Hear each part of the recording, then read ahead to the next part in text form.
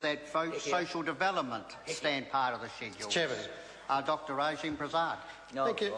Thank you, Mr. Chairman. Just a few comments about social development. I think, having now seen the government operate its social development program for about 5 years now, one gets the sense now what this government is trying to do, and it does not make very good reading. And it doesn't really give any confidence that indeed over time that the approach this government is taking to many of the vulnerable through its social development program is actually going to achieve the kinds of things that it could achieve. In fact, it will be left to another government with a very different perspective on social development to actually make the kinds of changes and put those children, those vulnerable families and those vulnerable communities back on the pathway to growth and development. So the reflection on the government social development program is a sad reflection.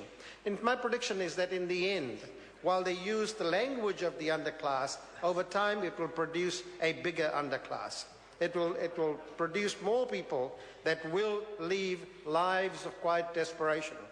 Mr. Speaker, the language that the government has used to justify its program or to anchor its program is the investment approach, the so-called investment approach. And what has happened here is that it's taken benefits today, those on benefits today, worked out through some process the lifelong cost of that and say, well, that 17 billion is too much, so we now must start to cut back. Well, they came with an agenda of cutting the welfare state right from the beginning, not to use the processes of the welfare state to actually make life more productive for our most vulnerable, make our communities stronger.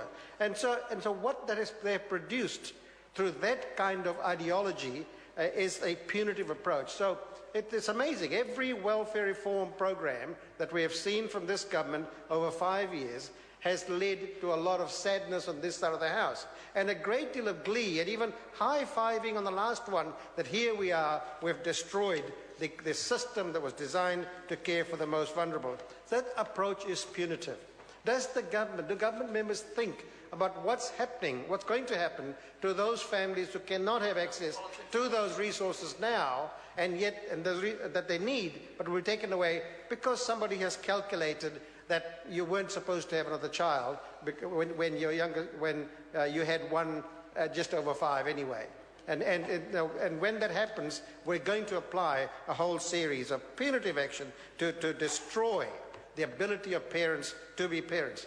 There is, Mr. Chairman, an alternative approach, because the question that government members ought to be asking is that, and could well ask Mr. Hayes, is that what do we need to do to ensure our citizens are socially included in our societies? They are socially included in their communities. What is it that excludes people from participating in meaningful lives? And a social inclusion approach, I say to members opposite, would actually produce a different set of results. It would ask a different set of questions, and it would not bank the problems of today in a bank that produced no interests, and in fact creates a bigger mortgage, so to speak, down the track, because that's what will happen.